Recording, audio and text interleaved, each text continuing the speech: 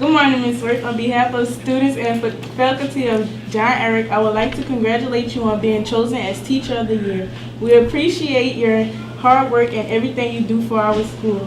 For the new students and those who may be unfamiliar with you, would you like to introduce yourself and give an overview of the classes you teach, activities you do for the school, and how long you've been teaching at Ehret? Sure. So I'm Ms. Wurth, obviously, as you just said. I've been teaching at Ehret. This is my 6th year. I had a 1-year little break, which I think we're going to talk about later.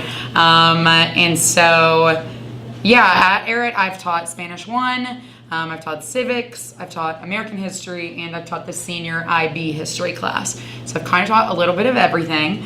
I have been involved with student government for several years. I was the class sponsor for the class of 2017, and right now I'm serving as the class sponsor for the class of 2021, the sophomores right now. So that just kind of includes working with the student government officers, planning events, t-shirts, pep rallies, all that sort of stuff. And then I also recently became the girls cross country coach, so that's been really fun too, running every day. I'm training for a half marathon right now, so it actually works out really well. In the morning I direct traffic. Some of you see that. That's a fun job as well. That's my duty spot. And so yeah, I just really try to be around a lot of stuff though, at athletic events, concerts, plays, anything that I can just to really support everybody at Ehret. So yeah. So I'm about to ask you some simple questions, just like the starter icebreakers. Sure. What inspired you to become a teacher? So I really think that like the person I am today is because of some of the teachers I had in school. I was super shy as a kid, which Ravens had me as a teacher. I'm like the opposite of that. I'm like very outgoing, like very charismatic, like I'm a big personality. And so my 2nd grade teacher, Miss Sparks, who I also then had for 5th grade, was like this most wonderful woman. And she cast me in the school play of Goldilocks and the Three Bears. And I wanted to die. I was like, there's no way, Miss Sparks. Like, there is no way I will ever do that. And she was like, no, you're going to do it and you're going to be Goldilocks. And I did it because I would have done anything that Ms. Sparks told me to do. And I think it really impacted like sort of like where I went in life in terms of my personality. So between that and then in high school, I'm the first person in my family to go to college. And so the teachers that I had in high school really like took me under their wing, and I went and did college tours with my drama teacher. My speech and debate coach like very much like helped me again like find my voice. And so I just really recognize how much of a difference teachers can make in people's lives. And so that's kind of what inspired me to get in the classroom, but also a little bit out of frustration with like our education system, and how certain groups of people have access to really great education and other people don't. And I wanted to like get a feel for education to then figure out like how do we change this in our society. What specific subject did you choose to teach, and would you care explaining why? So this is actually all very random. The reason that I got here and even like at Ehret was literally all by chance. I have a bachelor's degree in political science, not in education, and I entered into a teaching program called Teach for America, where they do all the placement for you. They choose what subject you're going to teach based on like your college transcript and your skills. They choose the schools that you interview. They even chose like where I went in America. So I had listed 10 places that I would be willing to go because I wanted to get out of Kentucky and see more places. Ended up in New Orleans. John Ehret was the first interview that I had, and got hired the next day, and like, this is where I've been. So they actually chose me to teach Spanish, and then the principal at the time, after I was teaching Spanish, realized that I had a background in government and history and stuff. And so then I started teaching both Spanish and social studies classes, and then now have just kind of totally shifted to social studies because those are the classes that are really important for students with graduation, the school performance scores and things like that. I also like really love history, but I love languages too because I love traveling and things like that. So honestly, it was totally all by chance. Wow. Which is actually legitimately crazy. With What teaching techniques do you use that may be different from other teachers or to your original style? I really try to focus on teaching in the best way that our brains learn. So something that's really, really important in my classroom is talking. And so I think that sometimes people think that like a quiet, like super, like classroom is the way it has to be. And I don't think that my class is like that, or like I don't want my class to be like that. So in the classroom, everybody's with a partner, which is a little bit different. Not all classes are like that. And so we're constantly like turning and talking with your partner, because if you can talk about the information, it means that you know it. And so I love debate. I love like arguments back and forth. We were just arguing the other day about like whether or not Germany should have taken all the blame for World War I, and arguing yesterday and today and debating about whether or not we should have dropped the atomic bombs on Japan. So I love like energy in my classroom, and that's what I try to bring into my class, is like really high levels, like all the time, and hope that then students get excited and enthusiastic about things too. So that's the vibe. Into it.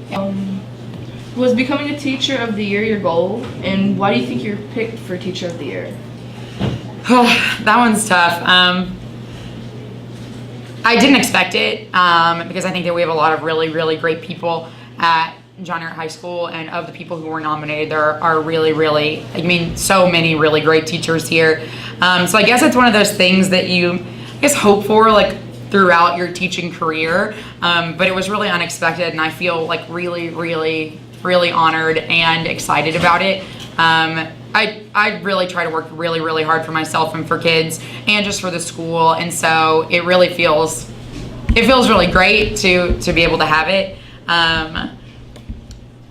Why do I think I was picked? I think that's a really tough question. I would actually really love to see, because the teachers nominated people and you had to do a little blurb about why you thought that teacher was great. I would love to read that to see what other people think, because I think sometimes it's hard to tell yourself what you're good at and things. Again, I know I work really, really hard, and I really, really care about every single kid I teach and want like the world for them. And so I think that people see that. My students have done really, really well in state testing, raving out of mastery on the LEAP test. When I was teaching IB, we had the most students ever receive college credit for the IB history exam, which is awesome. So I think it's kind of a combination of those things, but I think it ultimately boils down to like, I really, really care about my job. I really love my job. And so I'm always willing to work really, really hard for it. So. And the note that you gave us, I actually have it on my mirror, and I read it. That means a lot to me. It means a lot to me too. That's awesome. That's you're one of many teachers that I had that actually took that time out and cared about each individual student, and I respect that. You received a Fulbright grant and taught in Bulgaria for a year. Would you like to talk about your experience with that, and how did that happen, and how did it affect your teaching career? Yeah, so after 2 years of teaching at Ehret, that's why I said earlier I took a little break for a year almost, but I was still teaching. So a Fulbright grant goes through the U.S. Department of State. So you're actually working via the U.S. government and as a cultural ambassador. And so for me, I was teaching in Razgrad, Bulgaria, rural Bulgaria. I was the only native English speaker in the town. And it was crazy, it was challenging, and it was a really great experience. The first thing I think I really took away was education systems in different countries. Education in Europe is very different than education in the United States. And especially, I was teaching in a foreign language school, so all of the students there had been learning English since they were in early elementary school, and then in high school we're also studying now a third language. So they were in their native Bulgarian, then they had a major language, and then a minor language too. So it's just kind of shows you how important language learning is. And so coming from teaching Spanish, that was super interesting to me, because that's not necessarily a priority for the United States, but it really, really is in Europe.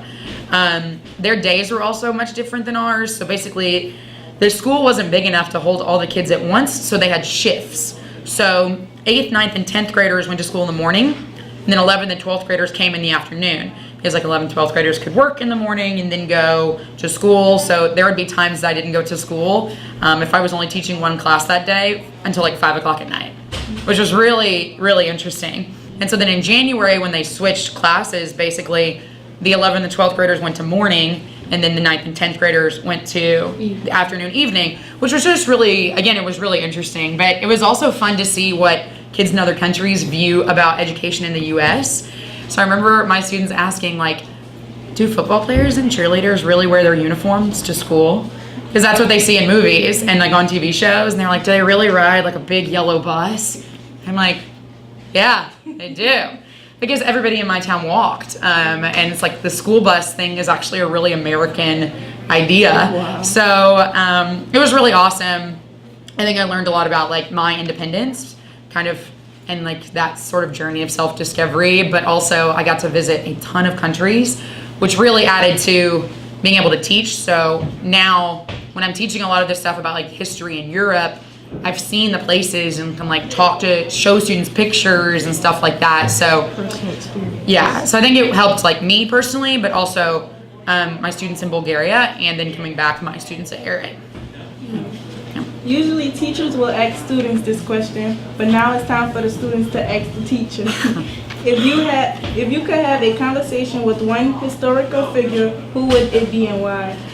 I would have a conversation with Eleanor Roosevelt, wife of FDR, which I've just been teaching about, so that's fun. Eleanor Roosevelt just had a really profound view on women and their role within society, and I think the United States still has some work to do in terms of women's roles in society, like truly being equal roles with men. For example, Ruth Bader Ginsburg, a Supreme Court justice, was quoted a few years ago as someone saying, well, how many women need to be on the Supreme Court for you to, be happy? And she said all of them. Because for so long, so much of our country has been like male driven, and Eleanor Roosevelt was very much a woman who was supporting women getting involved and doing something and like having a really strong voice. And I would love to talk to her like about the challenges of that and where we are today as a society and like where we should be going moving forward. What was the most important lesson from history that you would like your students to keep with them? I was actually just talking about this quote with someone, and it is know history, know yourself. Right? So if you know about your history, then you know yourself. But if you don't have history, know history, then you don't know, like truly know yourself. There's so many systems in our country that are the exact same systems that have been in place for centuries. And if you don't know about the systems, you don't know how to dismantle them. And again, it's like that cliche phrase of like history just repeats itself. Like we have had the same problems, like immigration, for example, going literally all the way back to the beginning of time within our country. It's just a different group of people. So first it was X number, and then this people, and now these people, and now it's these people, and the same arguments that we're having and the same like bad decisions that we make are the same bad decisions we have made over and over and over again. And so I really want my students to be able to like recognize those systems in order to like go out into the world and be like, we gotta stop doing the same crazy stuff that we've been doing since the 1700s. And like recognizing where inequality is in the world, and then like what do we do about it? Like as human beings, as citizens of the United States, what do we do about it? So yeah, if you know your history, you know yourself. If you don't know your history, you don't truly know yourself. Mom's told me the same thing at home. Yeah. Now it'll be a beautiful conclusion. Yeah. And we'll do later. Something like that. From what I can tell, I would love to have you as a teacher Yeah. for when I move up through the ranks. There you go. Amazing. Thanks, Raven. Yeah.